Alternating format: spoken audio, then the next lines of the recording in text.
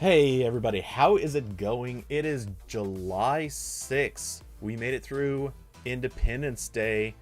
Only like a tiny percentage of the nation burned. Uh Thank you fireworks for being a completely ridiculous tradition. But anyway, we're here, we're alive. Uh Corbin is here with me. Hello. And yeah, so It's very hot outside. yeah, yes, I can concur on that. Um, I am quite happy though to have made it through 2 days that were just tipping, almost tipping 100 degrees.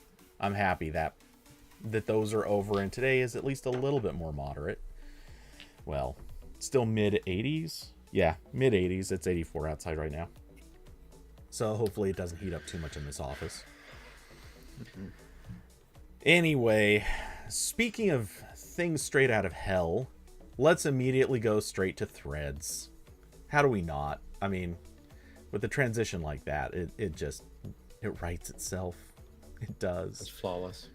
I know. So, for anyone who somehow missed this, and congratulations, I'm jealous. Uh, Threads launched. It is Instagram's slash Meta's slash Facebook's slash whatever's Twitter competitor. It's if you've looked at it, it is very Twitter like, except you know, a slightly different art style to the icons. That's pretty much about it. It's I mean, it works. It's lacking a ton of features. Um, it's I personally think kind of on the ugly side, and it is seemingly very active, which is kind of funny because you know it was seemingly very active within even the first few hours of operation. Um, and we'll certainly get to that in a moment. Corbin, we may as well start with why are you not on there yet? I know the answer to this, but Yeah. Yeah. I mean, this is a. I don't know the way to describe this, but um. Well, I'm. This is hard to know where to start. I'm just kind of annoyed, but uh, basically, this is kind of like it's just a weird thing where this is something that Facebook is building up from Instagram, but it's not in Instagram. It's a completely separate service. So, like right now, how it works is you can only log in with Instagram, and then like you set up your account and everything, and then you get an experience that's like kind of like Twitter, except there's only an algorithmic feed, which sounds really bad. That's like the thing I that made me use Twitter less whenever they did the experiments where like you couldn't turn it off. It's very clearly just a mechanism. After a certain point, I should say, it's a mechanism to just keep you doom scrolling because you think you forgot something. Like it's great when you didn't open the app for a week and you want to know what was happening. You know, that's great as an option. I'm not like don't ever touch my posts ever. That's icky. But I would like the option. This doesn't have an option.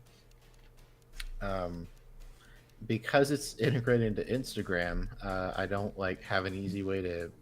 I did download it to just set it up because helpful to know how these things work for my job. And I couldn't because I deleted my Instagram account like 6 years ago, 7 years ago, something. So I have to make an Instagram account and then have it connected to this other thing. And the Verge noted that you can't like delete one without the other right now. So that's weird.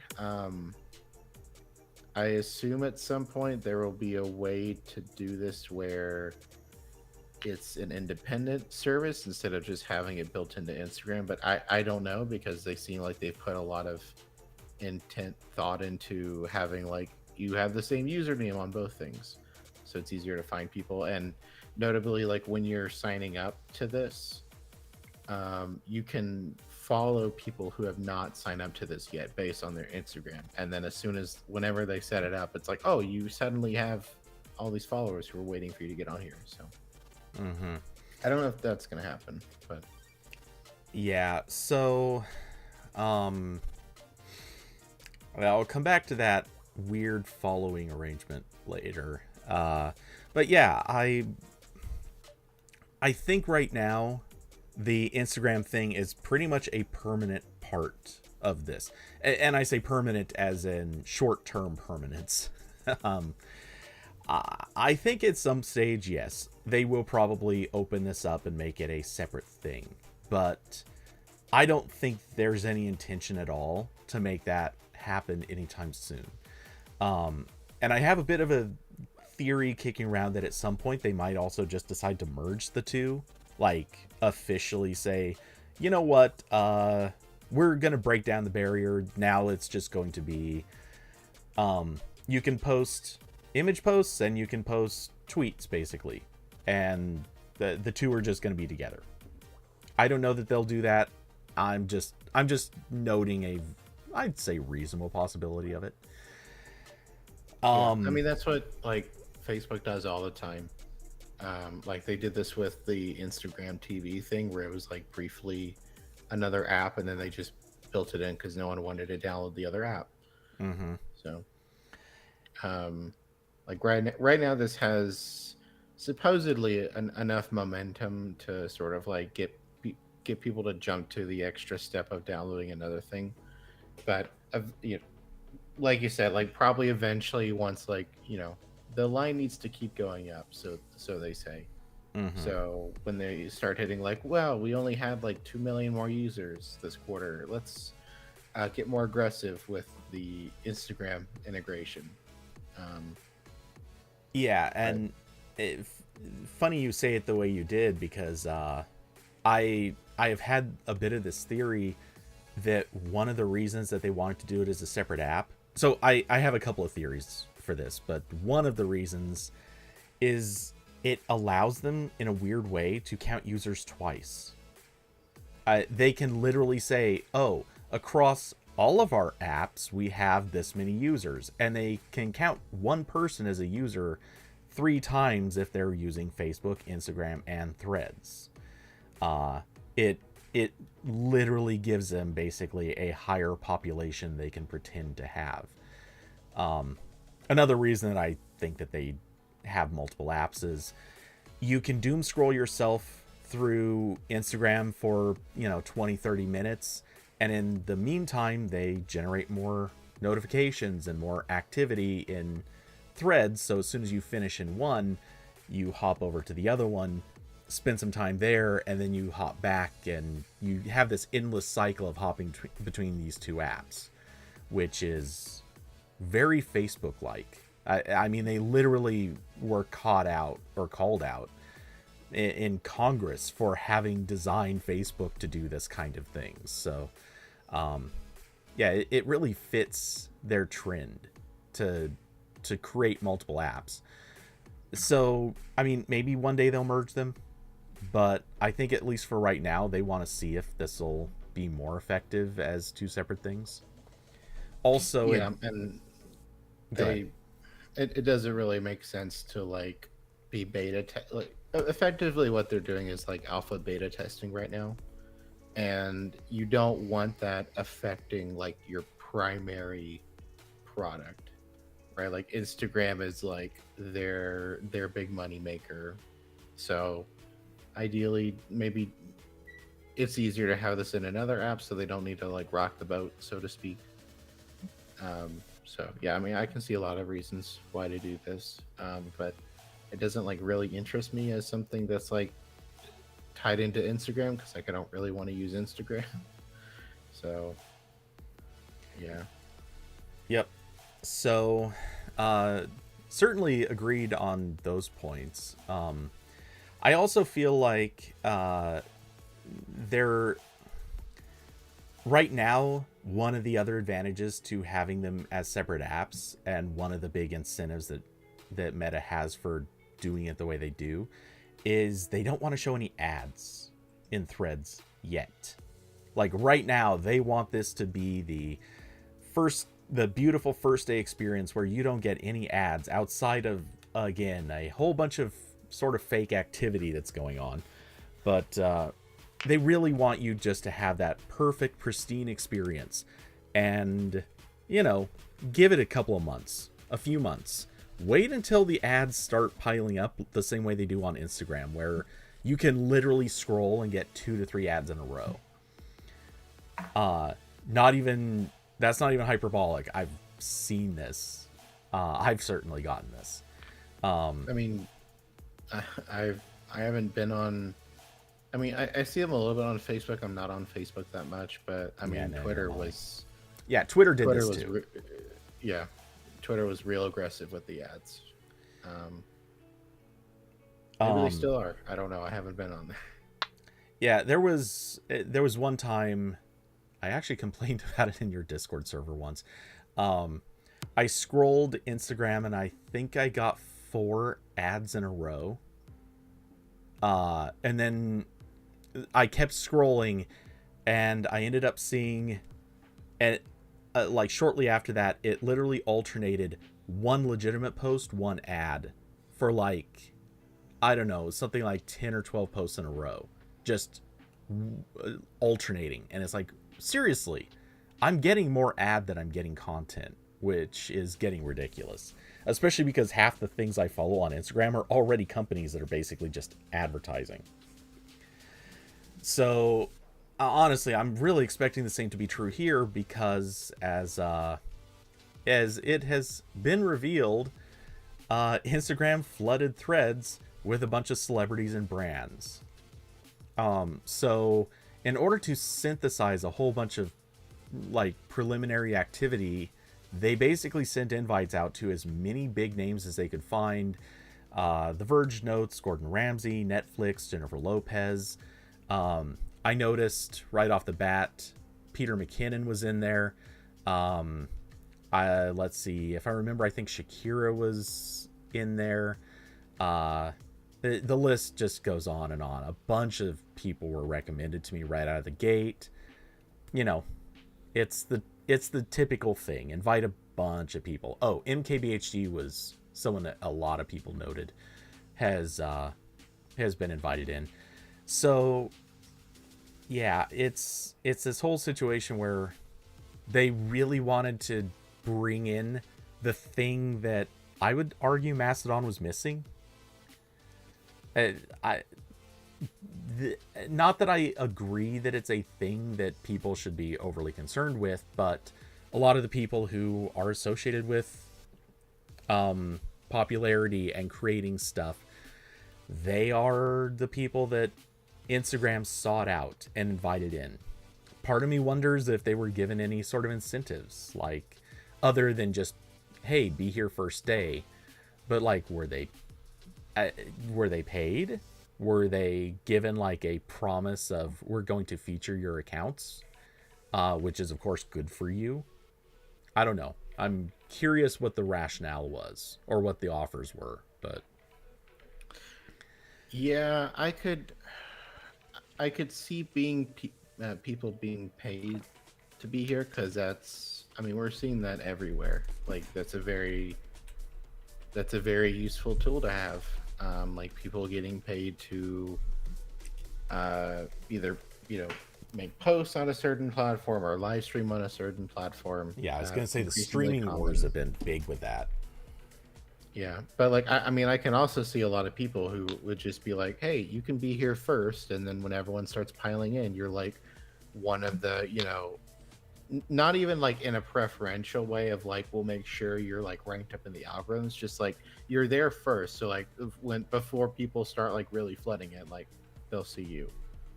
And and then I'm sure a lot of other people just join, because it's the new thing, and it might take off, might not. They're just interested in it, which is again what I attempted to do, but was thwarted by.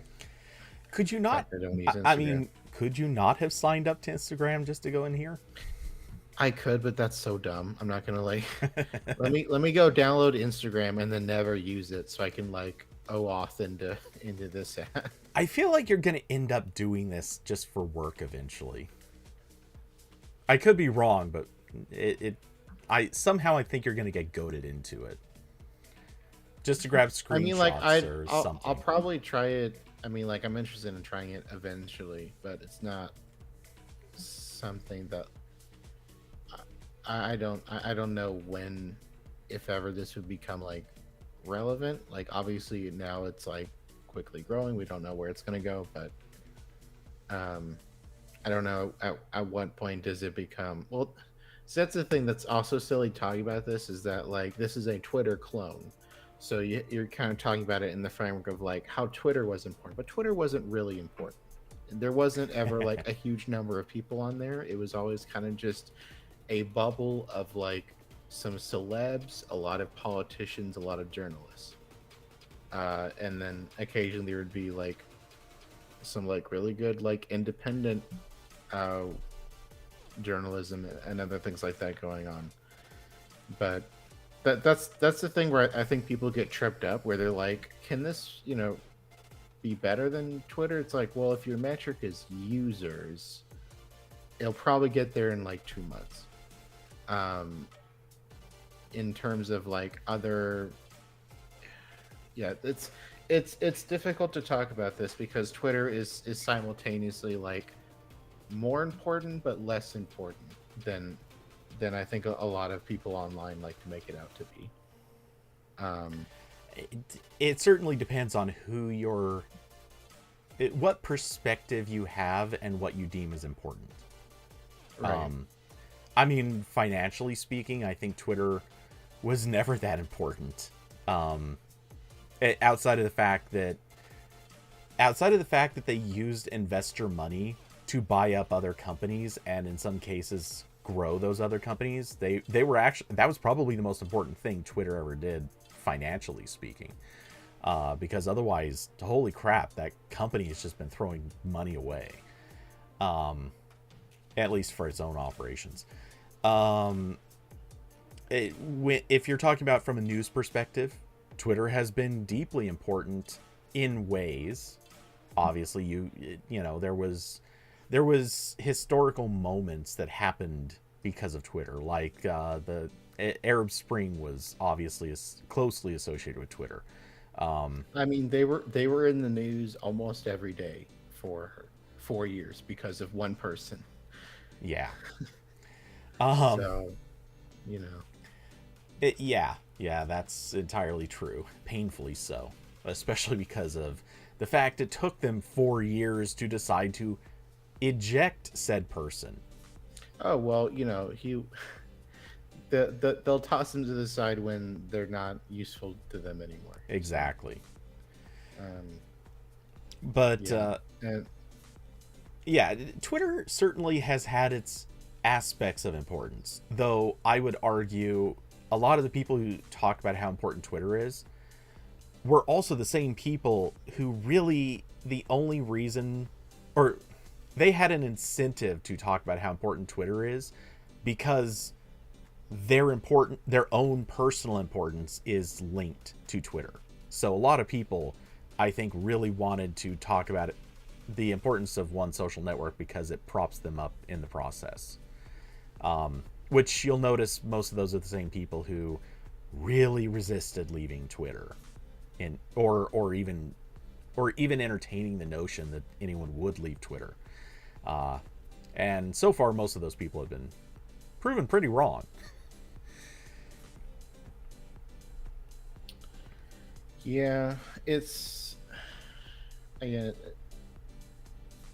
it's hard to know where this will go, and I don't know. It's hard to put into words about this because I was talking about this before the show started, but like this is uh this leaked like a couple months ago, and then there's just been a few more details trickling out occasionally, and I've already had to like completely mute this word on Mastodon. I've had to mute Meta, like because I'm really there's like three opinions in total people have, and they're being yelled constantly. Yep. And one of Mastodon's biggest issues, which Twitter also had to a great extent, but Twitter also had a lot more going on, so it didn't matter quite as much, was that Mastodon really likes talking about Mastodon. And that's so like just the entire discourse, like half the people I following were like, arguing about this back and forth, and there were like server admins like getting into tussles with other server admins, and it's like I do not care this much. At a certain point, it's silly, um, and I know like a lot of the people who are getting into those fights are like people with a vested interest in Mastodon because this is something that they have helped build. Like a lot of people who were very upset about that were the people who were like, worked on ActivityPub or like, worked on the Mastodon app to some extent, or they run a big server.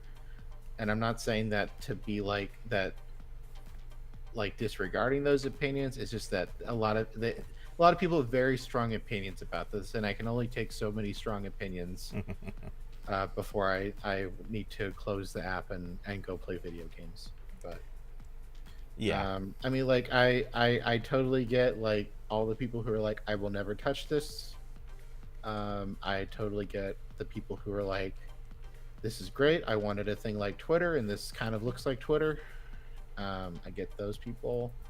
I think right now I'm probably like somewhere in the middle, leaning back towards like not caring about this, just because it's this is very clearly not built for me. This is built for people who like Instagram, right? That's why they had like a bunch of celebs there day one, all the brands there day one.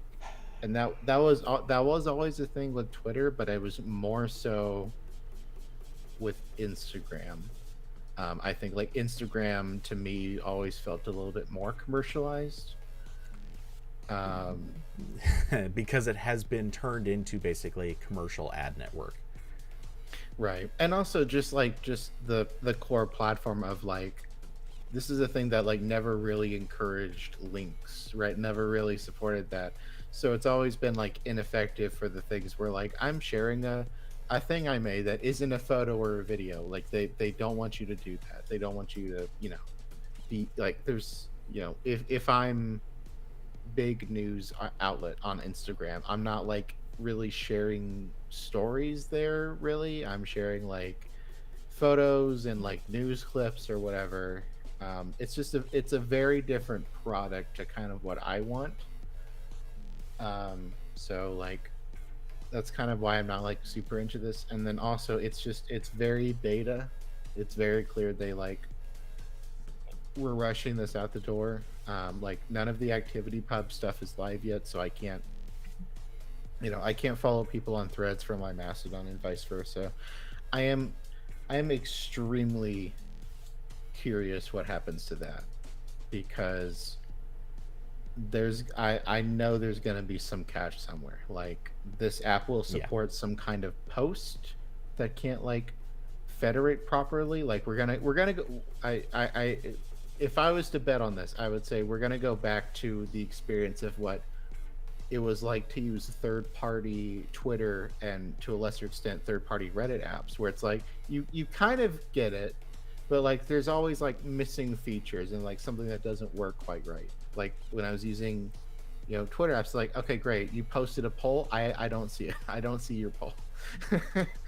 And like stuff like that. So, yeah, this is one of the things I've certainly been expecting. Um, I just to illustrate this idea, certainly not thinking that this will be the starting point if this even happens, but just to illustrate the idea, I imagine at some point like maybe they'll add the ability to format your text in some way, to do things like strikeout or bold or italics, basic your basic stylized editing. So from that perspective, it'll start with something like that, little features that just don't work outside of Threads, and it's going to be a way to kind of try to tug people very politely over to Threads, and it'll just be a diminished experience if you're not in Threads. And progressively, I think it'll move more and more towards the classic embrace, extend, extinguish. They're very likely to go that route, and I would almost draw a closer comparison to the Chrome browser. I mean, Google was very good about the whole "we're all about the web." Hold on, you know what would be super cool in the web if we just add this? We're going to implement it. Everyone else should implement it too. We'll even show you how. And progressively, it turned into, oh no, we're just going to implement so much stuff no one can keep up with it. So you can either just use our Chromium base for your browser, or good luck, look what happened to Firefox.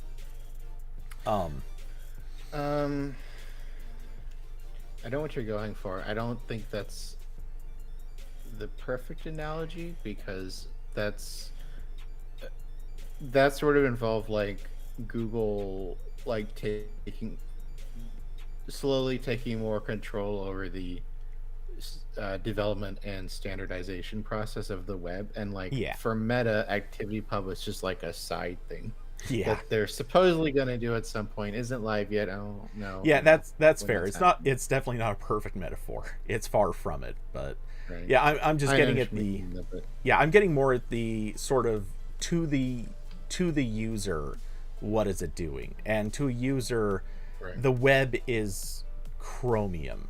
Not necessarily Chrome itself, but you really almost have to use a browser that's Chromium based if you don't want to kind of suffer through a lot of stuff just not working right. Yeah, and that's what I'm interested in, and because like it's still, it doesn't make sense to me that they are supporting ActivityPub at all. So that's the first thing. I'm like, okay, why? Because like, especially now, look at all your users you have. You don't need the like couple million maybe somewhere on other platforms. I don't know how important that is, because once you do that, then like people can leave your platform. Like, because like I'm sitting here on the sidelines, I'm like, okay, I don't really want to touch this right now, but in a couple months, if they flip the switch to allow ActivityPub support, I can start following people who are on this app, but I can still have the experience I want, which doesn't have ads, right? Mm-hmm. No ads. I have better apps, all this other stuff. And in Meta's mind, I have to imagine they're thinking the exact same thing that Elon Musk was thinking with third-party Twitter apps. Is like, they're getting the same experience, but I'm not getting a cut of this. What's going on? So I don't know how long they'd be willing to do that in service of like encouraging people, because like if I'm trying to rationalize this from the perspective of keeping it on, I can think like, okay, they're sort of like doing this as like a sort of like a free trial, almost like, here's some posts from our thing, look at how well this works. It works with all, you can keep following all your friends, just hop on over to our thing.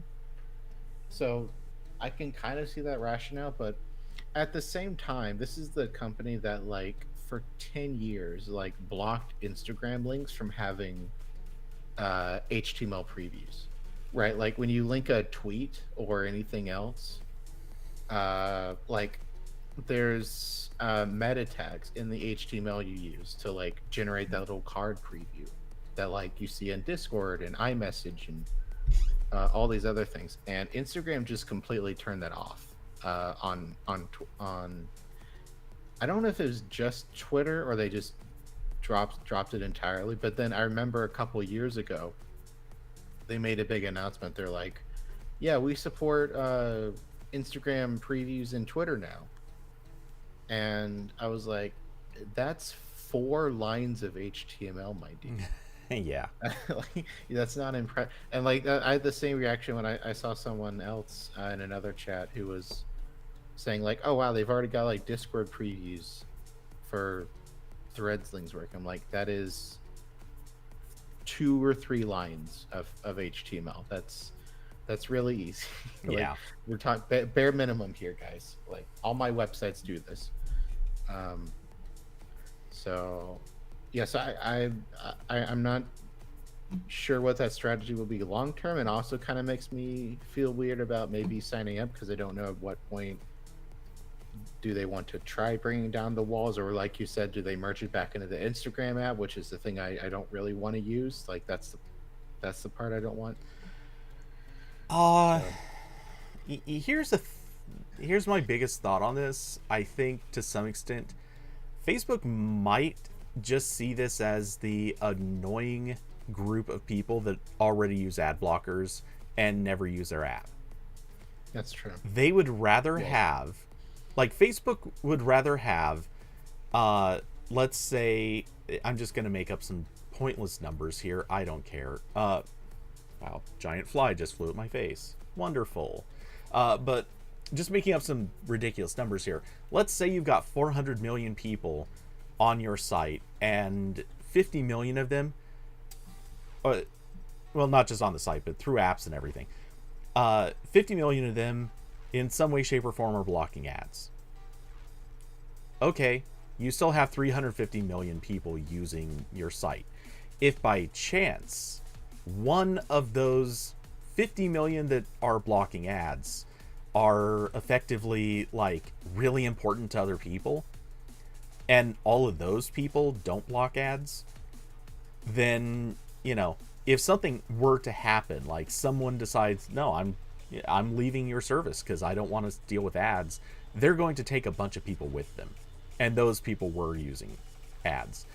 So I think there's a big level to which Meta just sees this as, oh well, the ActivityPub people, or the Fediverse people, the Mastodon users, all right, fine, they're all going to be over there using Mastodon. That's great. I don't care. But because we can count them as accessible users, which probably won't actually be true, but whatever. As long as they can claim that they're a group that they can access, then that's good for Meta one way or another. Just because they're not getting those users' data and showing them ads doesn't mean that they aren't still benefiting by being able to say that they are part of the network. So that, I think, is why they're so okay with this, or why they might just leave it the way it is. Yeah, I could see that, where it's like, okay, you're not making us very much money, but you're not really like costing us much either, because we just have to like locally cache your posts. That's all we have to do. Yeah. And to a weird level, and this is a very weird association to make, but it's almost sort of like how Facebook looks at the rest of the internet. Like, they would be happy to host everything on the internet, but they can't do that. They don't have that. So instead, they're perfectly happy to show you link previews to anything somebody links. Which is kind of the same as just having access to other people on the Mastodon network. Just because they don't host that, it doesn't mean that it isn't important for their users to be able to see it.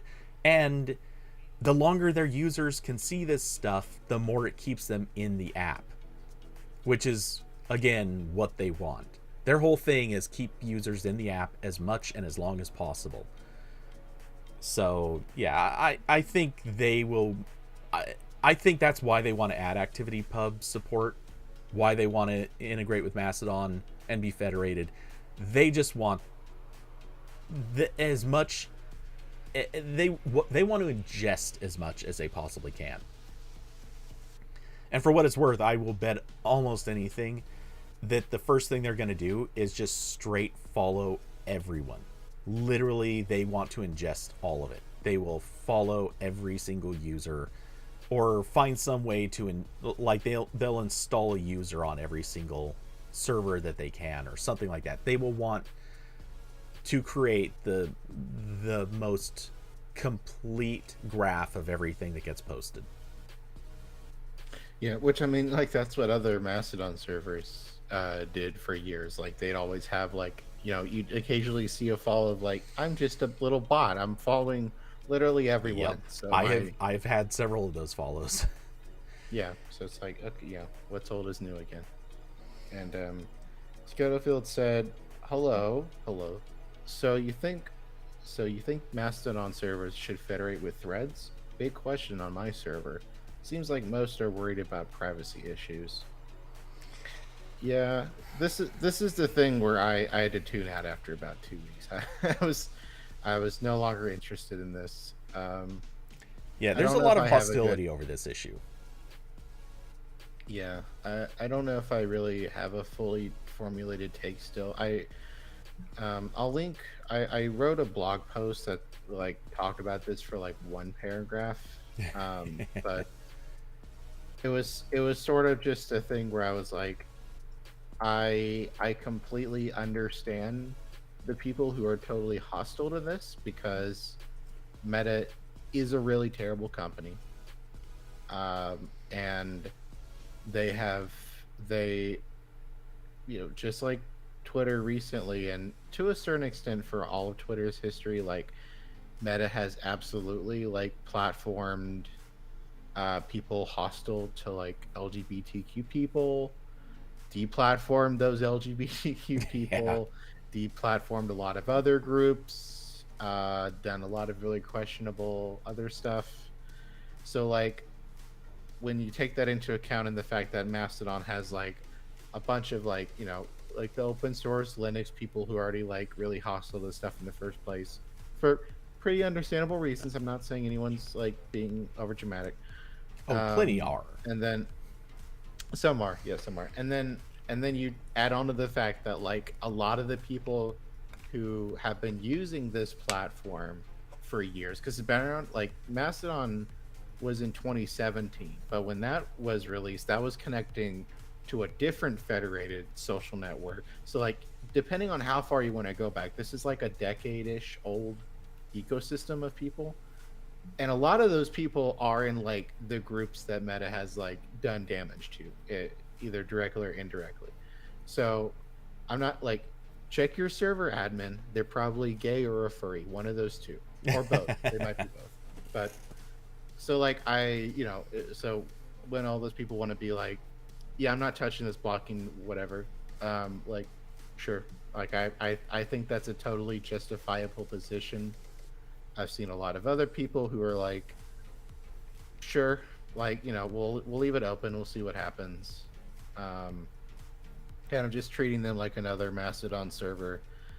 I think the issue there is like when you look at the average, like if we're treating Threads as another Mastodon server, which it is in the eyes of the Activity Pub protocol, it's just another dumping ground. Then it's farther to the right of the political spectrum or the center than most of the moderation platforms for other Mastodon servers. Like you go to most Mastodon servers, they're gonna have a list of like no hate speech, no like harassing people, whatever. Meta allows a lot of that. Like Donald Trump got his Facebook account back. There's a lot of other people on Facebook in that category. So like if we're completely ignoring the just take Meta out of the equation entirely. If you're just looking at this and being like, okay, this will probably have a lot of like really bad people on it who will like say a lot of like really shitty things, and maybe even direct some of those shitty things to people potentially outside the little circle. It's not just going to be like a tank that Mastodon people can like look into. Like it's part of the network, again assuming it goes online. We don't actually know yet. So like if you completely ignore that, then like by most metrics this would probably be a server that gets banned by at least some other, because this is also the issue where like I know at least a couple servers have just blocked the main Mastodon server because like they've scaled up so quickly that they've had a lot of issues with moderators not being on the ball because their priority has been scaling up while they're growing like thousands and thousands of percent. So again, like I understand where everyone is coming from. So I don't really have like a definitive statement on that.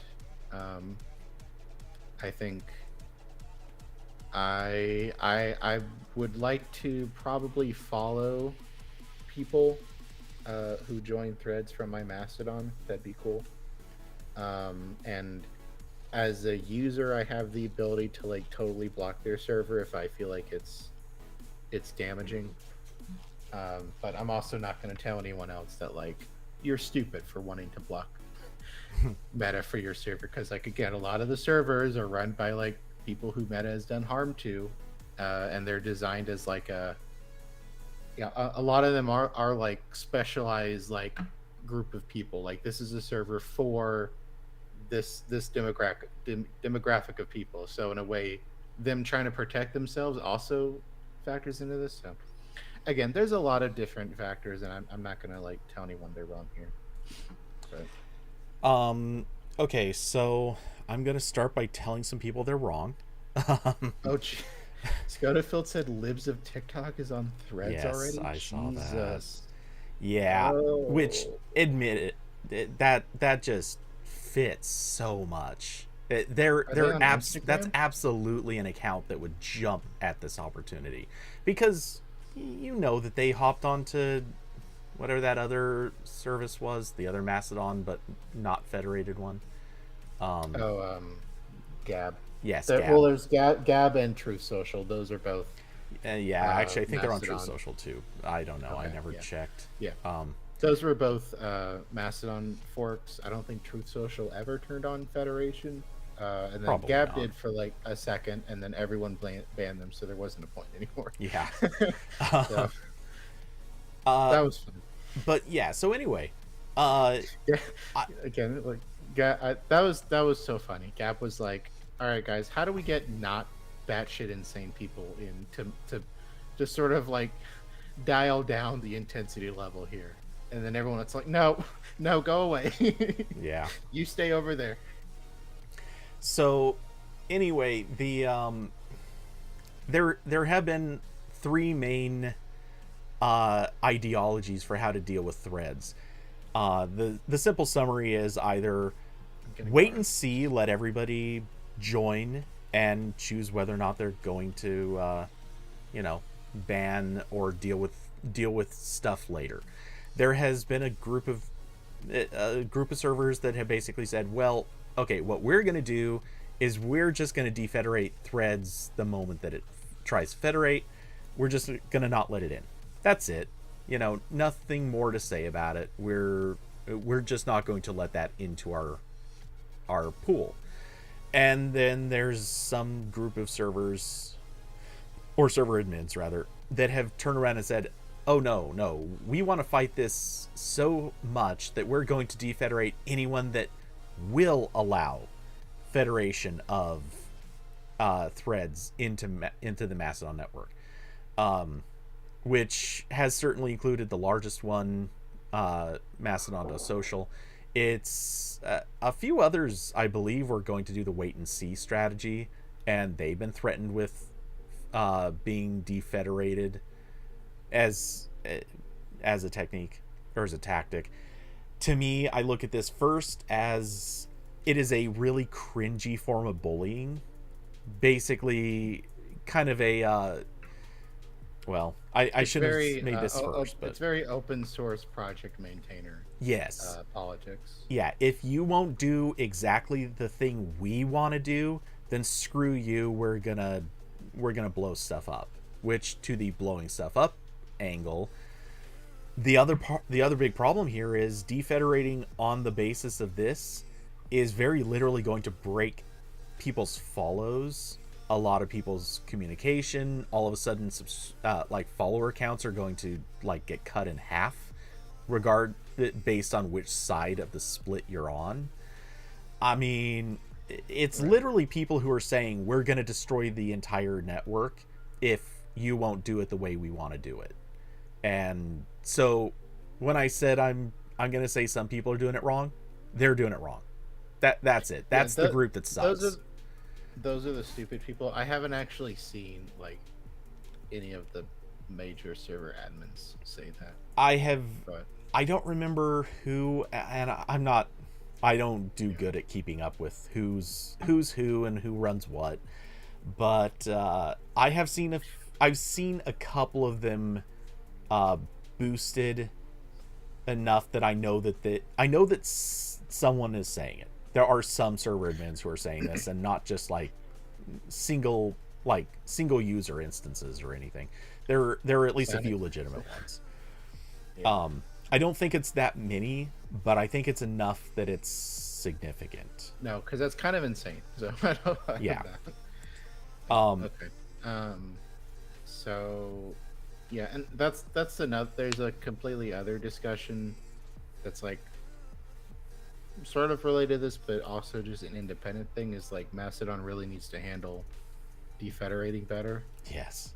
Because like if a server, if your admin defederates a server, you by default you get no notification. Like they can do an alert, like kind of if they want, but it's like not set up for that, and you just immediately lose whoever was following you. Like that's exactly what happened like a month ago when the person running, I think it was Mastodon.art and one of the other ones, they got into like some argument and they just defederated, and one person I was following from there was like, oh, that's cool, I just lost like a bunch of my followers, I don't know how to get them back right now. So and there's no way, like it is irreversible. Yeah. And unless you unless you specifically export a list of people you follow and everyone else does the same thing, then there's no coming back from this. In theory, maybe there could be like a method of server backups that could retain lists like these and restore them through some method, but like it's a mess. Yeah, I mean, my baseline solution for that would be like when something gets defederated, like you get a notification. Yeah. That's like you can't talk to the server anymore. That seems like something that should have already been there, but it's not. But so that seems like something that should be there. But again, like normally, was it like a huge thing before? Because like you were just sort of defederating like the servers that had like child porn or like Gab. So it's like, and a bunch of no one's gonna miss those. Yeah. Right. Like it's not a big deal. You don't really need to tell anyone about it.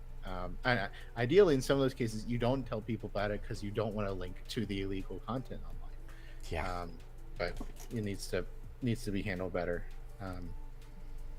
Kirby Mermaid said, "Iced tea, Corbin, or no? This is just water. Unfortunately, I don't have any iced tea with me at the moment."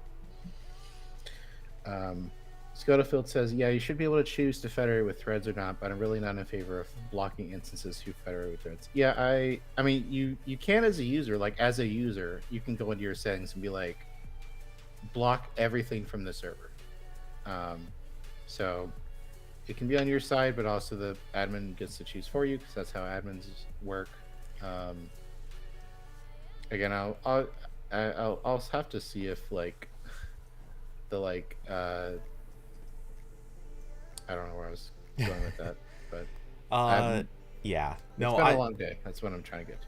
I think it is just there is no redeemable version of the story where people are banning, defederating other services or other instances on the basis that they won't defederate somebody, unless it's special cases like you mentioned,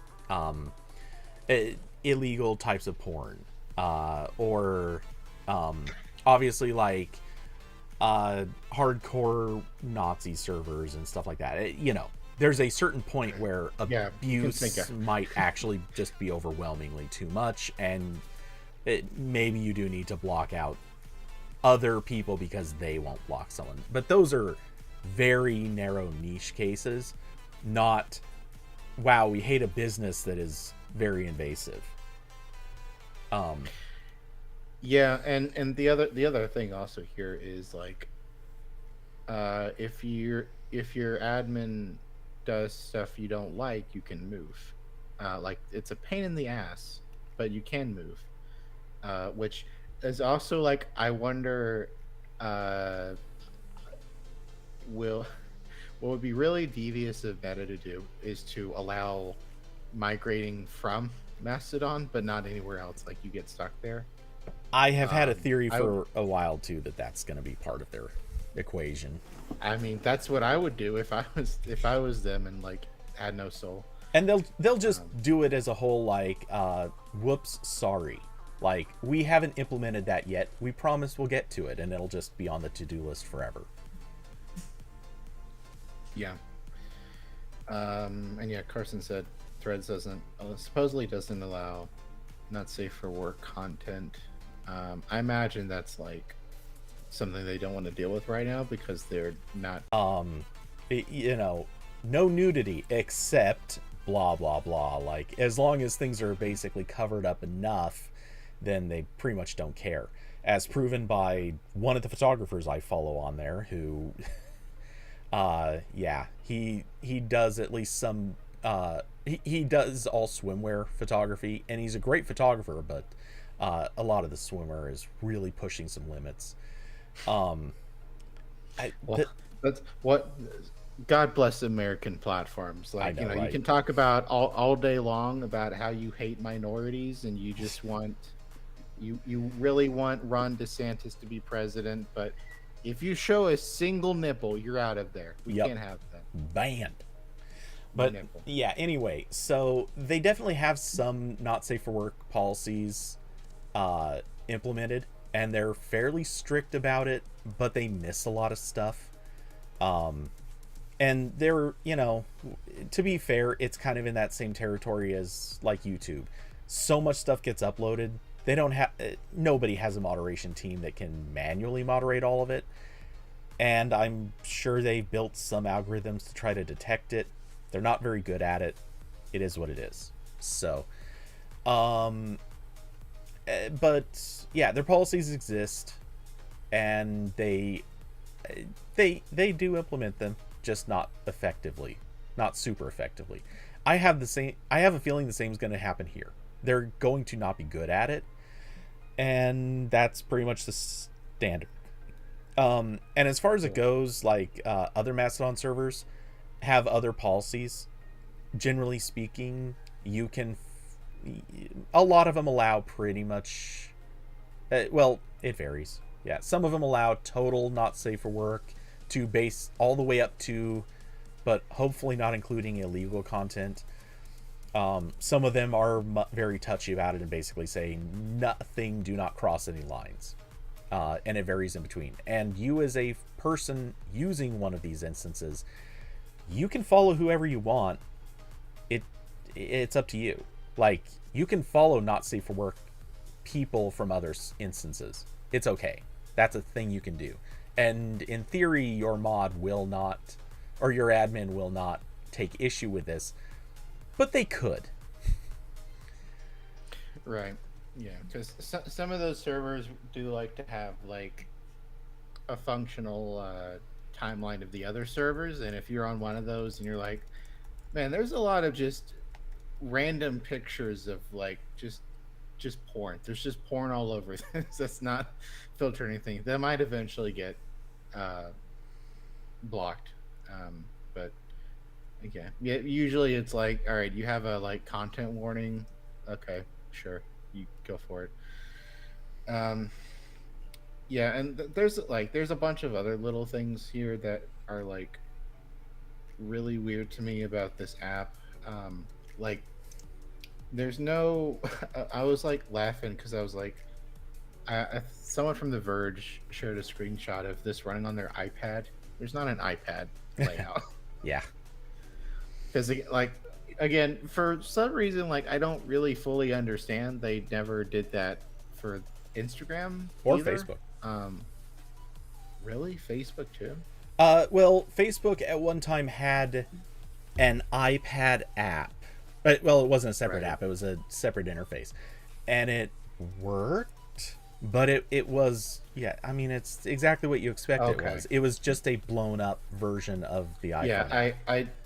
I just opened the App Store on my browser and I switched to the iPad screenshots. It's just like stretched out Facebook, Yeah. which It's like, but this exactly the doesn't same even thing have that we had that. on Android tablets. Like, Yeah. this is one of the richest companies in the world, but they cannot be bothered with the idea of supporting a larger screen. It's just not how they work. Which is funny because they literally do it for desktop. Like, they have a Yeah. web interface that works pretty nicely on a desktop browser. They could just implement that for Android and iPad, or Android tablets and iPad. They will not.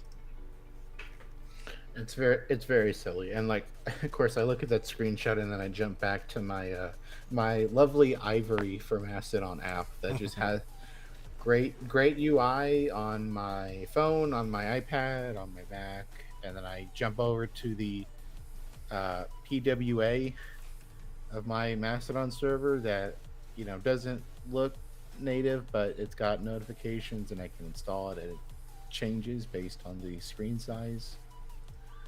Um, maybe maybe Meta will figure that out one day. So So, yeah, so that's kind of where I'm at. Is like maybe eventually I'll sign up for this. I'm not in a rush because again don't I don't really care about the celebs. I I care about like a handful of brands, which I'm like kind of getting through Facebook now. That's kind of what that's for. Is like, all right, I want to know when like this company does something and they won't do do it on Mastodon. So it's either this or like uh, junking up my email. yeah. Um, so yeah, on also on the subject of apps, we'll obviously have to talk about the privacy issues in a second, but but to hit your point, I have a funny feeling that a lot of brands are just going to start copy pasting whatever it is that they post to Threads.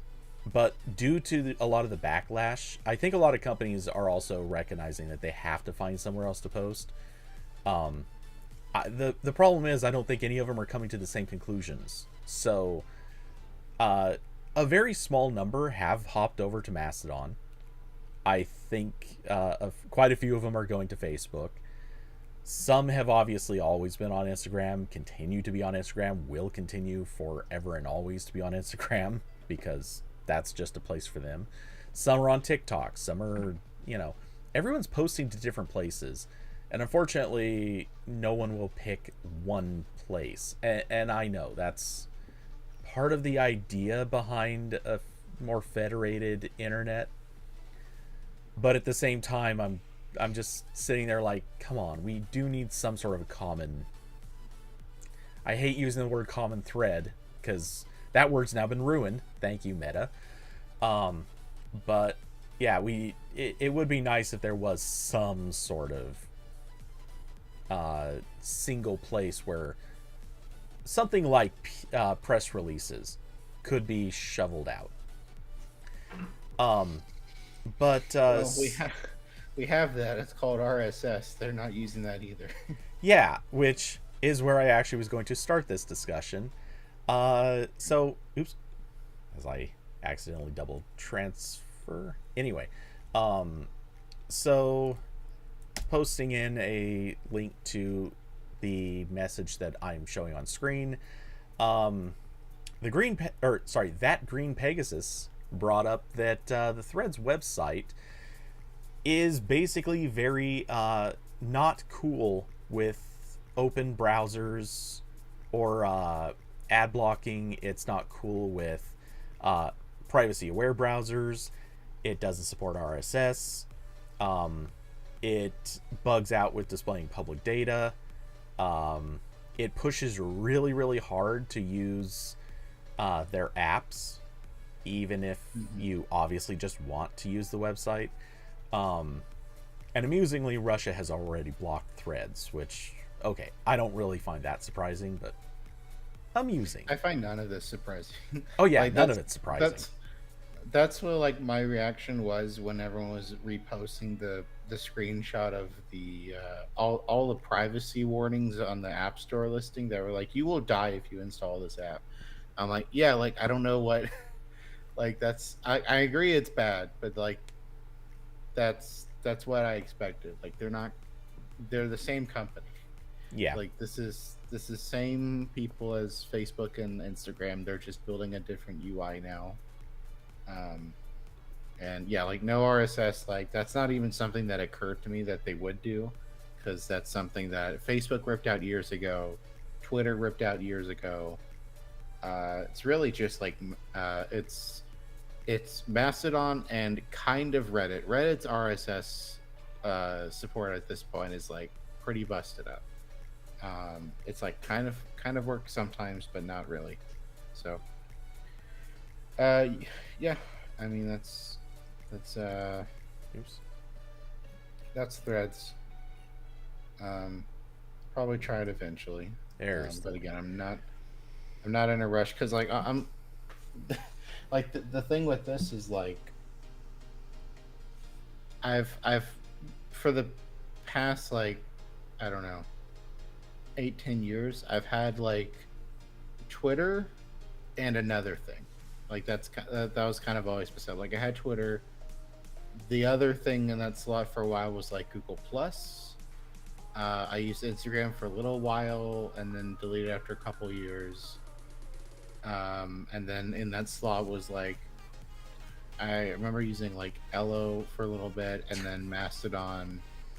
And Mastodon's been in that slot, but then now the Twitter slot is open, and I have not found anything I like there. I'm on Facebook now, but I don't really enjoy it. It's not shocker. It's not that good of an app, and I really don't want Instagram. So maybe this is the thing that goes in that slot, so that like I can like talk to people, because there's a lot of people who refuse to use anything else and are not good about like talking directly. Well, if things go well, you don't even have to join Threads. You can just stay on Mastodon and eventually talk to those people. Yeah, again, I'm sure they're gonna fuck that up. Something's Yeah. gonna go wrong, or like 5 years from now, they're like, all right, great guys, the Activity Pub beta is closed. Please move to Threads if you would like to continue talking. Yeah. So that will sort of be in the same mode as like, well, and see that's the thing also is like, I would like a place where like I can just have a profile and like upload pictures and video and stuff. Like when I'm using Mastodon, I'm very aware of like, this isn't really a place I can dump my like 500 megabyte like video on. Like it's not really So built you for want that. a blog? Yeah. Yes. Yeah. I mean, because like I paid all those options too. So like I would like a thing that's not Mastodon. Maybe it's this in a year. I don't know. But Well, whatever you end up choosing, obviously, anyone who's watching the stream, you've seen. I scrolled through the privacy section. The Android permissions is on screen right now, which it's not the most egregious list of permissions, but it is pretty invasive. And let's see. In a second, I'm gonna do the data safety list as well. But yeah, there's a lot of stuff. They're very happily digging into pretty much everything they can from you. And so yeah, these are very invasive apps. I mean, isn't that just like what shows up if like you can't prove to Apple you're not doing that? Like, isn't that how that works? Okay, so I don't know Apple's policy well enough. It's possible that literally just everything gets added to the list, but I don't know. And let's be honest, like Facebook is, or Meta, they just take everything. If they can, they will. So to list everything would actually still be accurate. If they will try to get anything from you, they will. Or sorry, if they can get anything from you, they will. So yeah, I don't know if that's Apple's policy. It is not Google's. With Google's, if you don't list something, it actually doesn't show up. At least that's my understanding of it. So the mere fact that it is still a pretty long list, yeah, that's very telling. It means that Facebook is willingly acknowledging they are taking all of this stuff from you, including your financial info, health and fitness info, if they can get it, your emails, SMS, or MMS, and other in-app messages. Audio and video would be for recording purposes. That's actually semi-legitimate. Files and documents. Like, if they can get this stuff, they will. They're admitting to it. Or either that or they checked literally every box on purpose. I don't know which. But yeah, they're not trying to hide the fact that this is invasive. Yeah. I mean, they're not talking about it. They're not going to go out of their way to be like, hey, everyone, look at how much we want to take from you. I don't know. Maybe they do want people to think that. Maybe they like the idea of people being like, oh, fine, just take it all. Leave me bare naked and in public. I don't know. But yeah, I gotta admit, it's definitely a turn off seeing those permissions. It doesn't matter because I did install it. I've tested it in so much as I've followed a few people and I've let some people follow me back, but that's about it. I'm not really making any effort to try to use this. I don't plan on making an effort to try to use this. You're allowed to include one link in your bio. My link is to my Mastodon account. So that's what I want people to do, is follow me on Mastodon. Which, funny enough, actually the way that Mastodon links work, they have an @ symbol.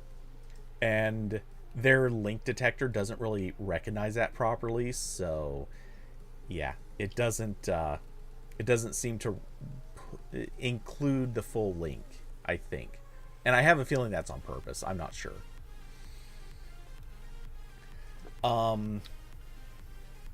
Yeah. Let's see. So I think the last thing on Threads, and this can be pretty quick, the guy who is basically known as the main face of Mastodon, Eugen Rochko, I don't know how to say his name. I'm not even sure I said the first name right. Anyway, he posted a blog post basically answering questions about Threads, or basically the what we know so far list. Some of these are pretty straightforward, and we've talked about a lot of this stuff. The question, will Meta get my data or be able to track me? No, because the only thing they will get is the stuff that you post publicly or send to someone, air quote, privately. Right. But that's just an ActivityPub thing. Will they be able to show ads? He says no. I'm going to interject my own point and say he's wrong, but they probably won't, because they can always insert ads in other people's timelines. That is a thing they can do. They can post on behalf of their users. Will they do this? Right. It can show up as like a boost, like a retweet. Yeah. Well, like I mean, they can literally post on behalf of their users, but oh yeah. But they would be very stupid to do that.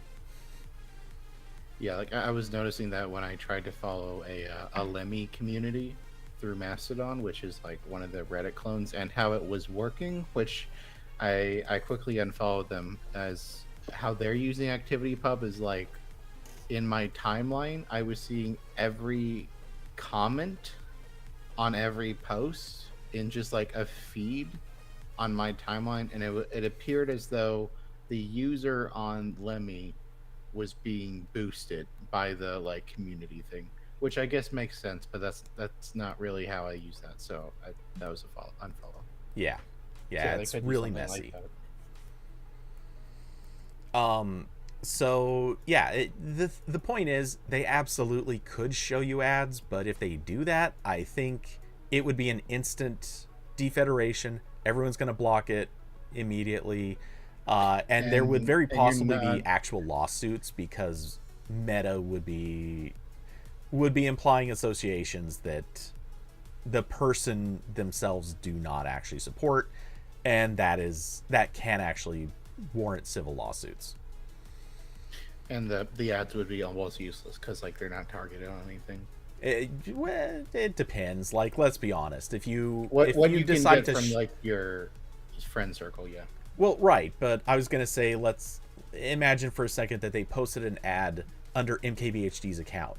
Like, you're targeting tech enthusiasts. That one's a pretty straightforward one. If they stick it Right. under Peter McKinnon's account, that's camera people, photographers, etc. Like, there are some predictable things. Like, you can still target the same way that a company wants to sponsor with somebody. Anyway, so point is, it is possible. It just probably isn't going to happen. Let's see. Will a large platform like Meta joining Mastodon overwhelm smaller servers? The simple answer was probably not, but it could happen. I have been saying for months, I think that's exactly what they want to do. I think they're going to try to pump out tons of garbage and maybe even flood small servers out of existence, because then those people might just go to Threads because they're afraid that'll happen everywhere. Will Meta embrace extend extinguish the activity pub protocol? We discussed that. I think that's what they want to do, but I don't know that they even care that much. Yeah, I don't think they care that much. It's like they're not building like an open thing on top of this. It's like a side. It's like a plugin. So Well, so far, it, you know, obviously their priorities could change. They could decide that they want to make an open thing on top of this, or, well, air quotes open. But yeah, I think more than likely, like I said, well, like we were talking about before, they just want the users that are on ActivityPub right now. I don't think they care that much about trying to shove them out until ActivityPub becomes too large of a thing, at which point they might try to embrace extend extinguish it. We'll see. Let's see. Based on App Store listing, it collects a lot of data. How does this affect me? By the way, I forgot to link this, so putting that in chat right now. So, yeah, again, this is the same question as will they be able to track me? There's not much to say there beyond what we already said. They can't. Let's see. When Threads adds Federation, will I be able to communicate with people there? In theory, the answer is yes. Again, if everyone's defederated Threads, probably not. And finally, will Meta enforce content moderation policies on other servers? Short answer, nope, they can't do that. But they could choose to defederate individual services, which, same thing any other instance can do. Whether it happens or not, we'll see. So yeah, that's pretty much, I think, everything we could possibly have said about Threads. Corbin, you I think turned off your camera, but now you're black screened, which is weird. I'm not sure what's up with that, but I can't hear you, which makes me think you also probably got up. So anyway, yeah, it's strange. My opening or closing thoughts, I guess, for right now is that Threads is a little bit of a crappy experience. It's still a very buggy app. I wouldn't expect it to not be, because just launched and all. But yeah, there's some weird behaviors. There's some settings that clearly some people have that other people don't. Like, I can't seem to figure out how to just authorize people to follow me without giving them individual permission to follow my account. That's not a thing. At least not for me. And I don't know, maybe that's a setting that's in Instagram, but I looked through my Instagram settings, couldn't find it there either. I don't get it, but apparently I have to go in and manually authorize each follower, which is super weird. And I think it's an ugly app so far. It looks really basic. I found it kind of amusing that they were bragging about how it's built with what's the name of it? Jetpack Compose. And they were saying how they were testing the limits of Jetpack Compose, and it's like, no, you're not. Like, Jetpack Compose is capable of a lot, and this app is not using much, if anything, of that. It is really super basic. Let's see. So Corbin seems to have fallen offline entirely. I'm not sure what's up. So Austin may be right. Valnet may have found Corbin's location. That, or who knows, maybe internet just dropped out. Internet died and I have to leave at 7 anyway, so that's it. Well, hey Corbin, thanks for coming by and hanging this long. So reminder to everyone, go listen to Tech Tales. You know how. Find it on your favorite podcasting platform. Or go to YouTube, which is probably not your favorite podcasting platform, but episodes are there too. Let's see. On with the show. Yes. So sadly, that did consume most of our time, and I was about to move on to the topics. Funny enough that Corbin also suggested. He didn't want to talk about Threads this long. I didn't even want to talk about Threads this long, but there we went. It seems to be how this always goes. The Ramble always picks a topic and it just goes on. So let's see. Oh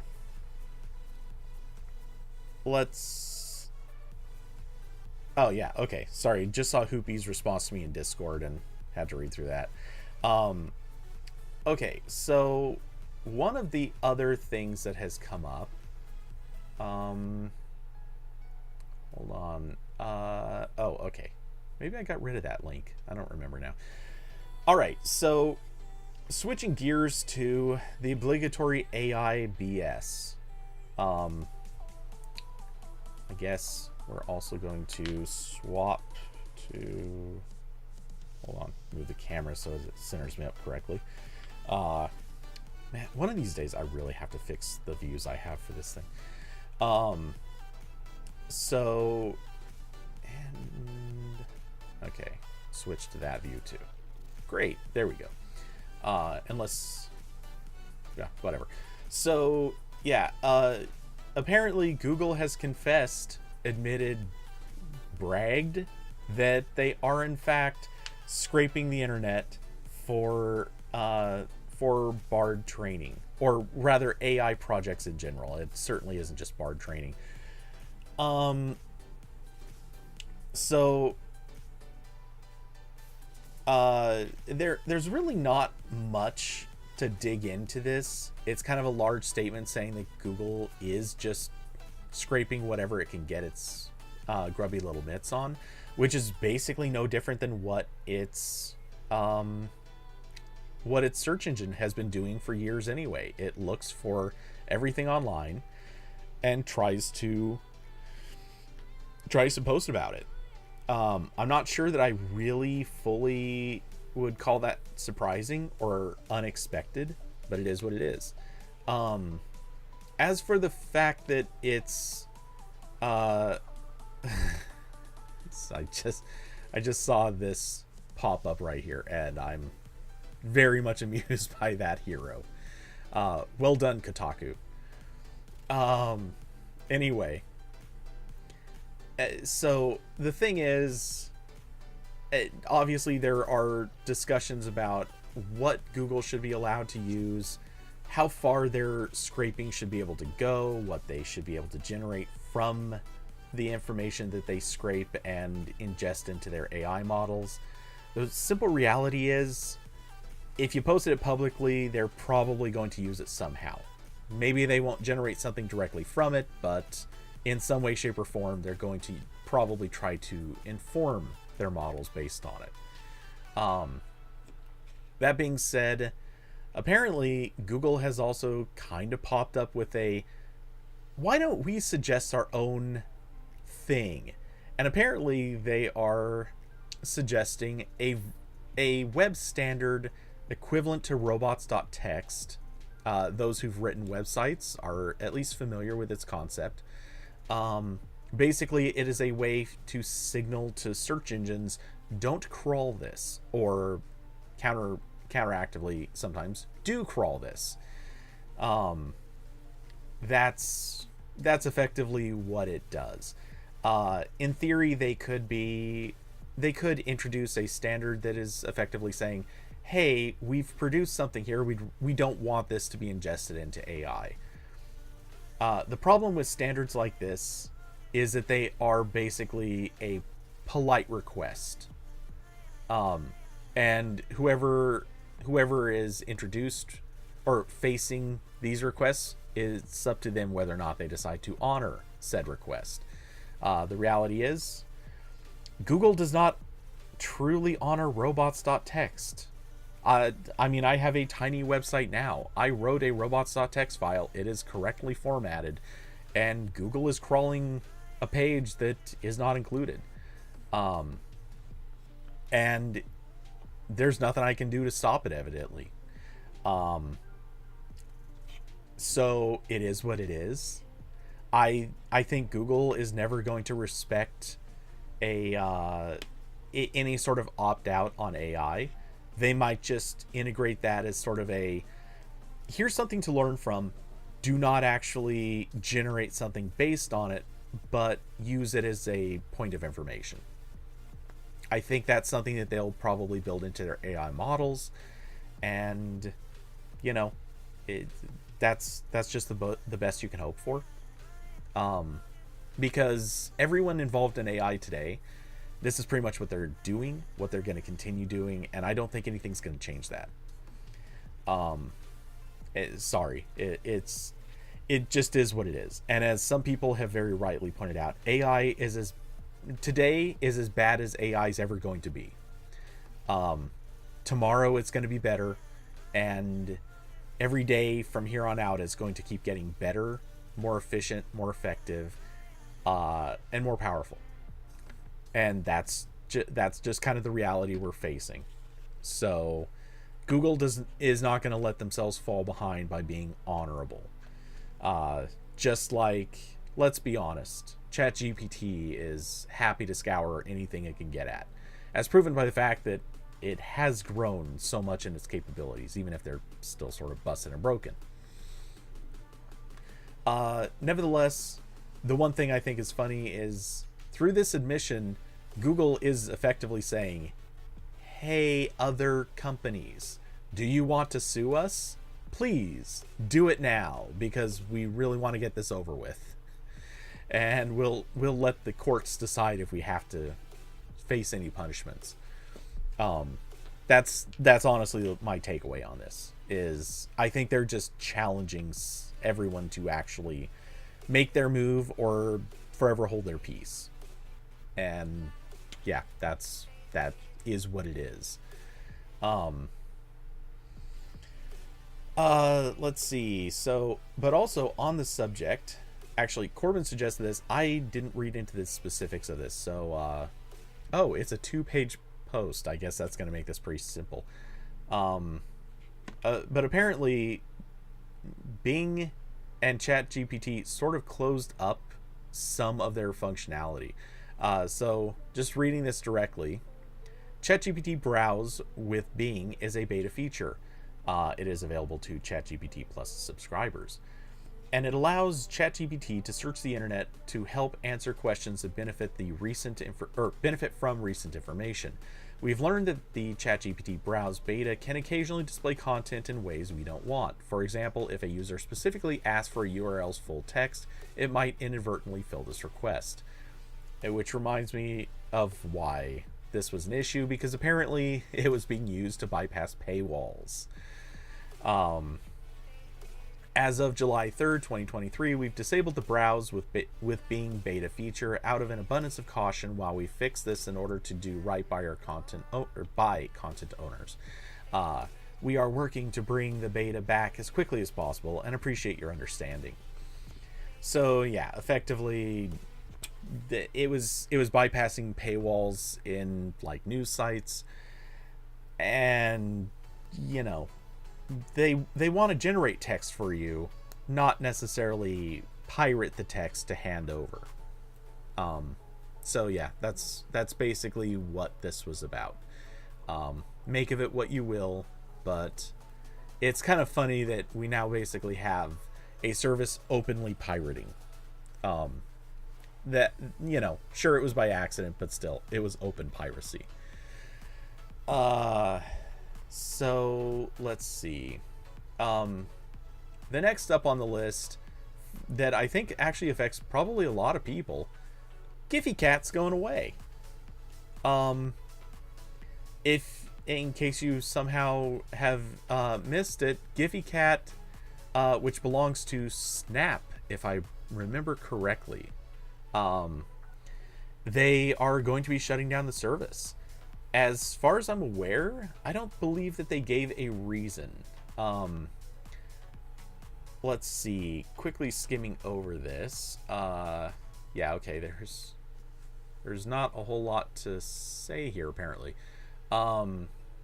Okay, so Motherboard reported Snap had allowed Giphy Cat's security certificates to expire.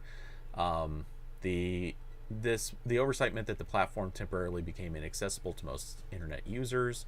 However, even before that period of downtime, there were questions about whether anyone was still working at Giphy Cat. Over on Reddit, there are reports dating back months and even years of broken uploads and an unresponsive support team. The shutdown is a reminder that nothing lasts, not even one of the most popular websites on the internet. Let's see. So, yeah, obviously this kind of sucks for people who enjoyed posting stuff here. It's actually amusing to me now that I glance at this, that the featured trending GIFs that are actually live on the site right now are the exact same ones that are in this hero image on Engadget, which I don't know. Let's see, they posted this 4 days ago. 4 days and 2 hours ago. So yeah, it kind of feels like it says something when the trending GIFs have not changed in 4 days. But that being said, yeah, so Giphy Cat's going away. Fun fact, Android Police has been using Giphy Cat extensively over the years. Now, we have used a few different services at various times for different reasons. I can't for the life of me remember what any of the others were at the moment. Their names always elude me for some reason. I only ever seem to remember Giphy Cat, so congrats to them for picking a good name. But yeah, so a lot of Android Police articles, especially in the past, but also present. Fun fact, our custom system was updated to specifically support exclusively Giphy Cat for GIFs. So yeah, that's actually a problem that Android Police is facing right now, very presently. So it is the only service we currently support, which means that articles recently posted that have any sort of GIF in them they will likely lose that content someday, well, starting September 1st. And obviously a lot of old articles, including many of my old teardowns and who knows what else. Yeah, they're all going to be losing a lot of content. It's understandable. It happens, I guess. Well, it obviously is going to happen from time to time. But yeah, it is what it is. That said, Android Police currently has a basically a reminder to its writers: don't use Giphy Cat if you can avoid it. We don't have something to replace it yet, but maybe there will be something in the future. Hopefully, we shall see. That said, you can still go in, I believe, and download all of your old content from Giphy Cat. So, in theory, you could just pull all of the things you posted, if it matters, and move to a different platform. If that amount of work is worthwhile to you. So yeah, there's that. Let's see. Okay, moving on to other things that should shut down. The metaverse. I don't remember where this got posted, so huge credit to whoever posted it. If it was on my server, if not, thanks to whoever did post it, because this is hilarious. Apparently, some numbers have come out. I wanted to actually get into reading this article. It's a little lengthy, so I kind of missed it.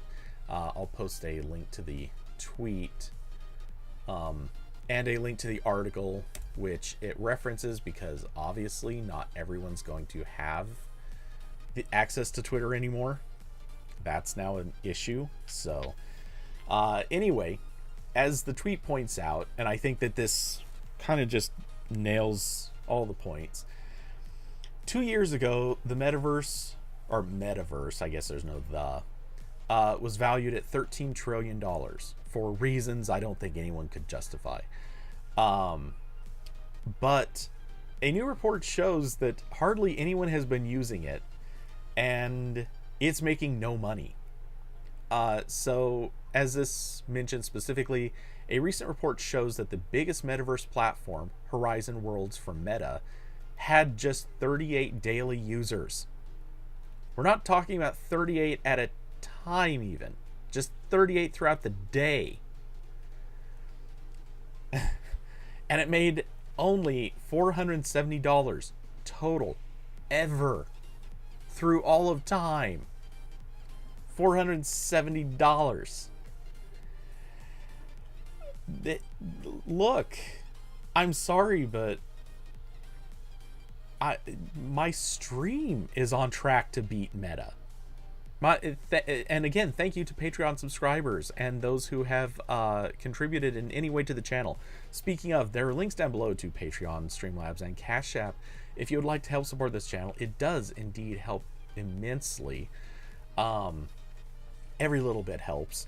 And it occurs to me, I should find out how much has actually been contributed to this channel throughout time, and hold a I should hold, like, I don't remember what they're called, but basically a fundraising event for this channel, just to see if I can beat Meta. Because I've been streaming just a little bit longer than Metaverse has existed, and I'd like to see if I can beat their biggest app in the same time frame, basically, because I think I could do it. I'm just saying, I think I can hit 470. It's a pretty low bar.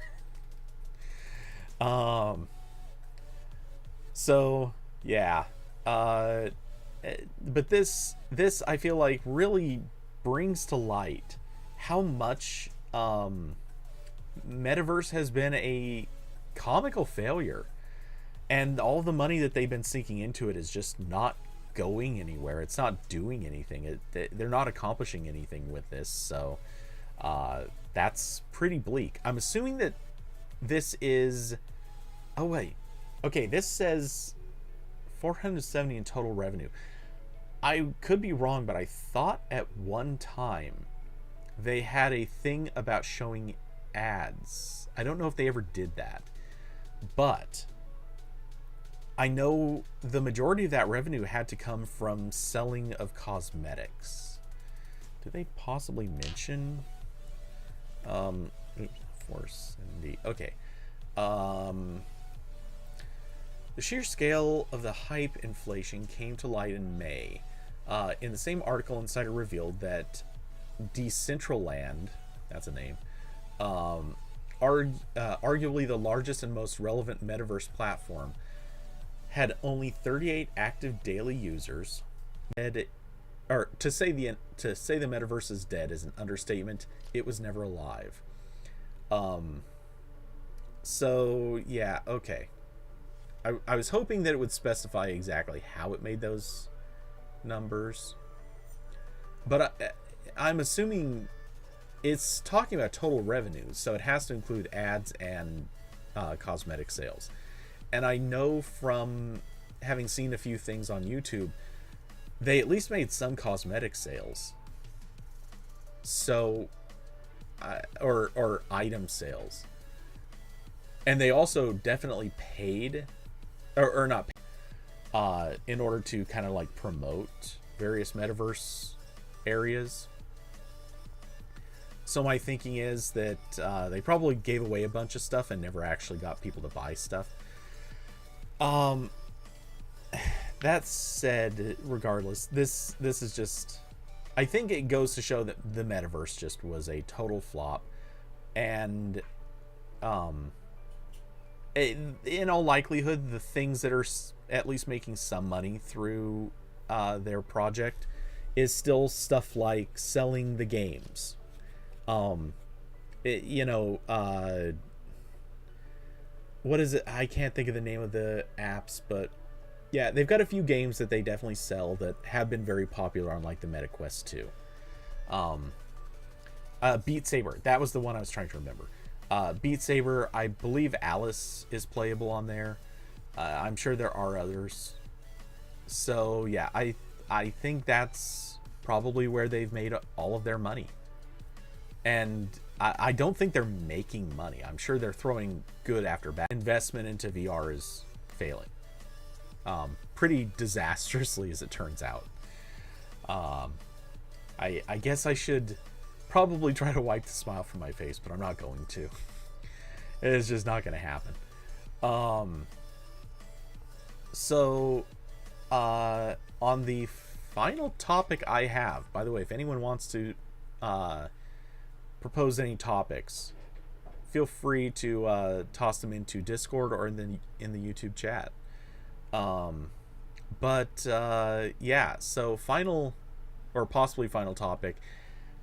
Apple is apparently going to scale back their sales estimates and probably their production deadlines, because they're having trouble making components for the Vision Pro. Sorry, I said that poorly, but they're scaling back specifically for Vision Pro. This should not affect iPhones or any of the other popular Apple products. But yeah, they're basically going to take an axe to the Vision Pro's estimated sales. Apparently, they had originally planned to sell, I believe it was 1 million units. Yeah, they expected to sell 1 million units in 2024. And now I believe the new revised estimate is 400,000.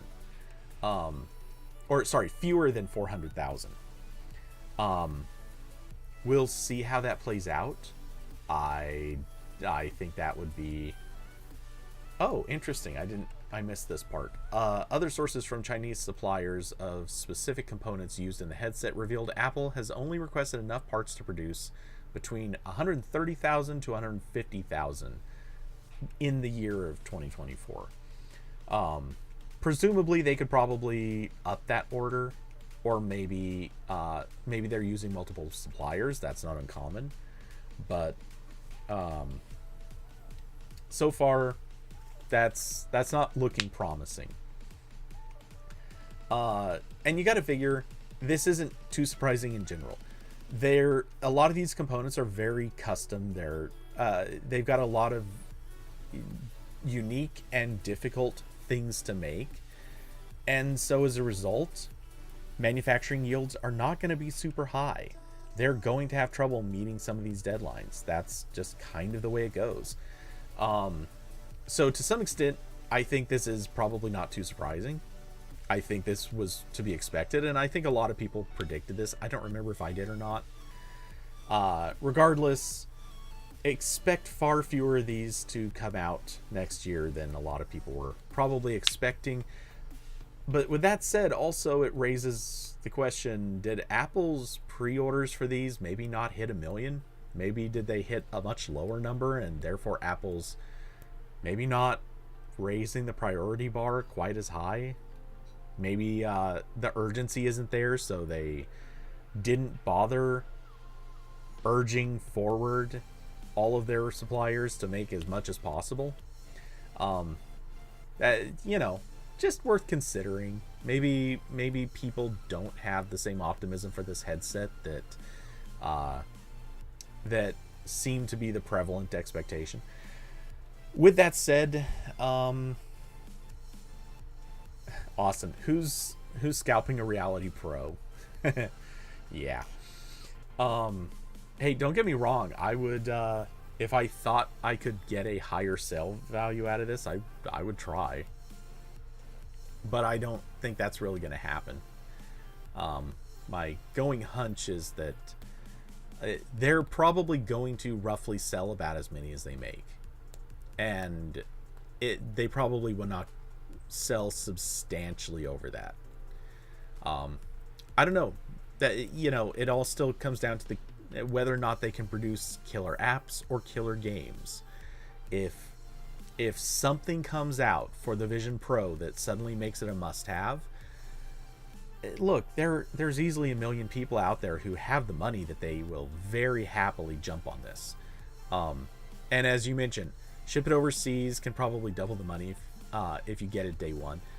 Yeah, I think overseas sales, like certainly just within the US, there are 1 million people in the US that have the money to afford this. It's not that unreasonable.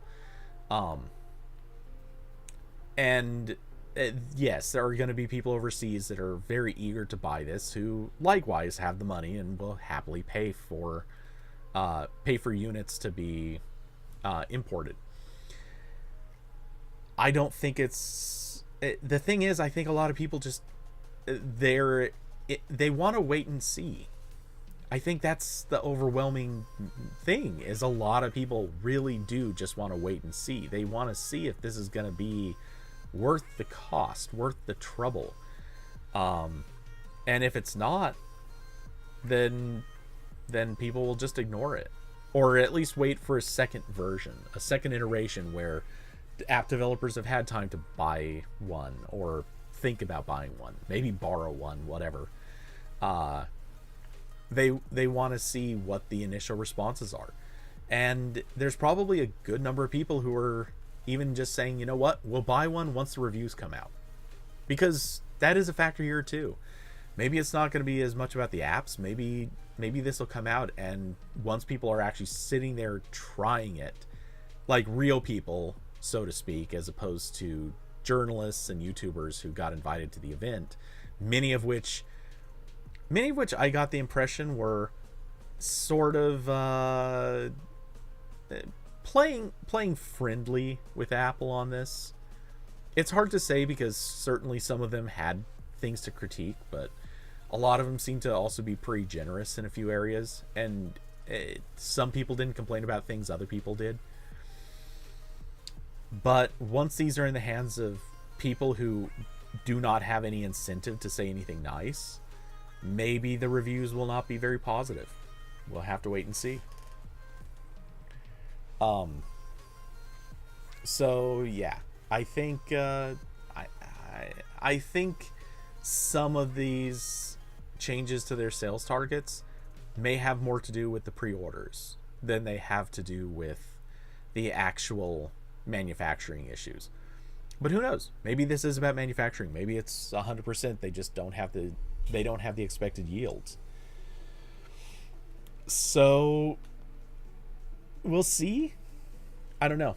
I think this will be interesting when it plays out, which again is not happening for 8 months. Or thereabouts. Not to beat this dead horse further to death, but Yeah, it's still nearly a year, or probably an actual full year, before we get to see this thing coming out to people. And that being the case, I I'm not anticipating a whole lot of I'm not anticipating this being that relevant until that happens. But who knows? Um anyways, so yeah, I think that's about where I ran out of topics.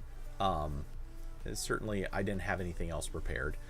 Um Looks like nothing else was brought up uh in Discord, though actually, well, I already hit this topic a little bit, or not a little bit. I hit it pretty much extensively in Discord, but just to kind of follow up on what Hoobie said.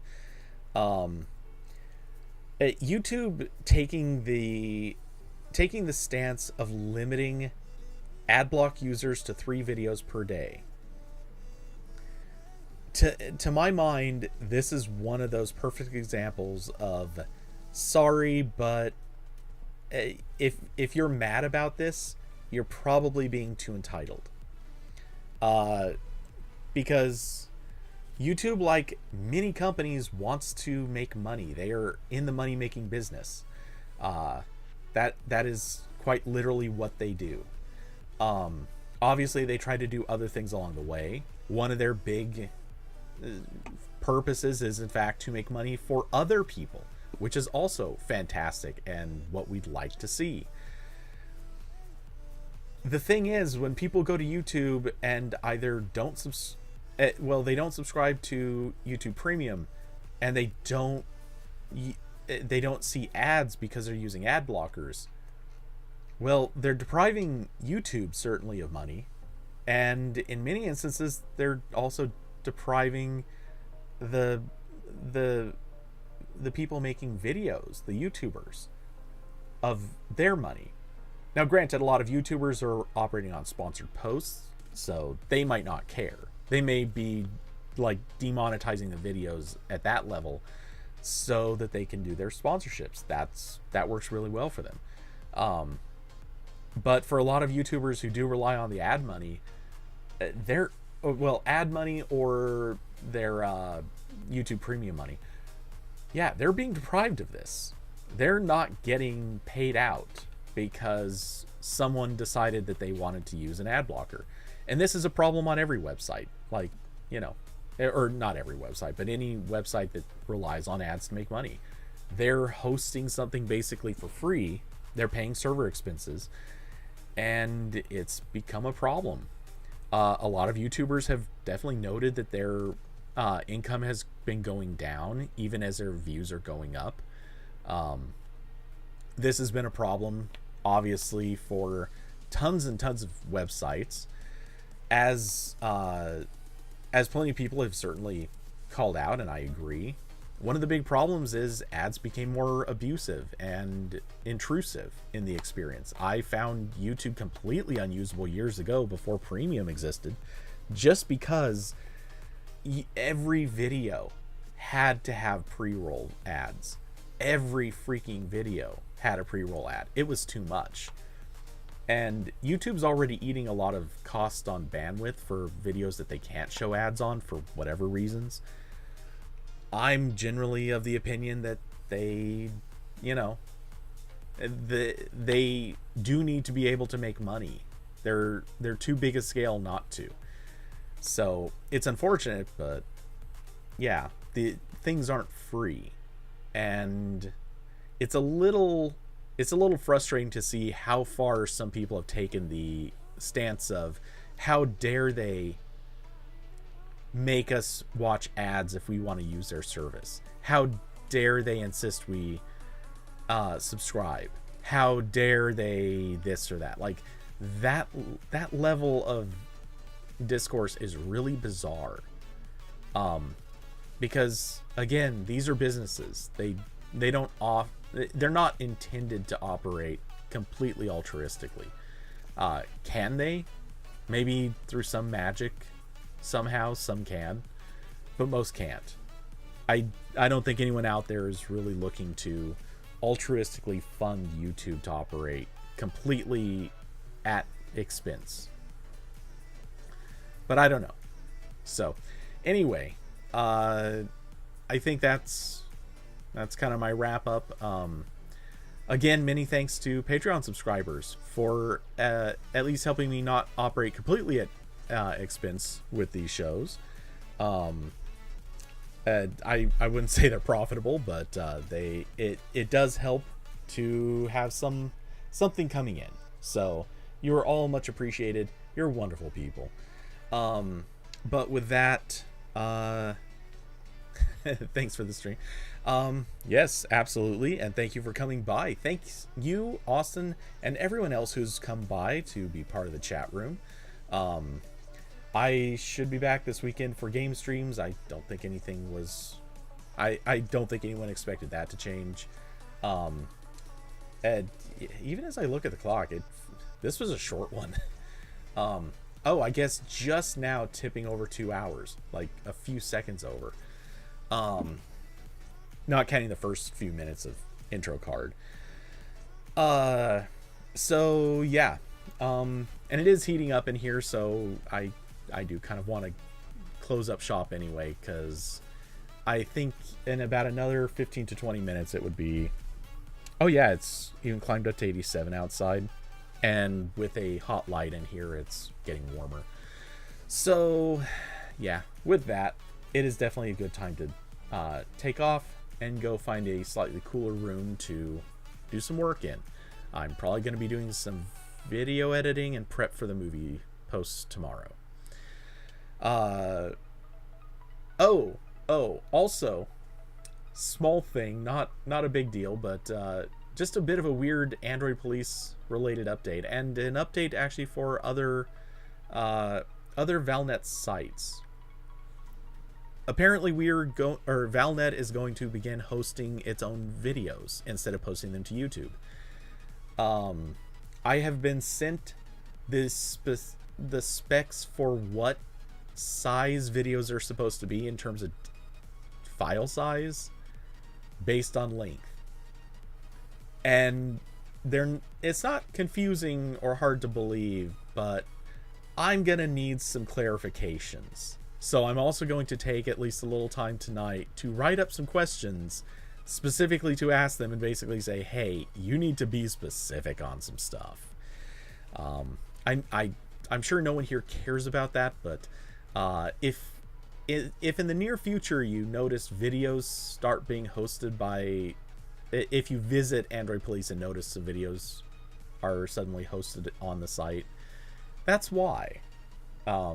And with some luck, I will have had some sort of input on what is supported, or at least getting some clarification for anyone who needs to post video, because I have questions. I have lots and lots of questions, but we'll see where that goes. Anyway, thank you all for coming by. I've enjoyed having you here, and I will be back this weekend for some gaming, and next week for more RambleCast. But with that, good night, everybody.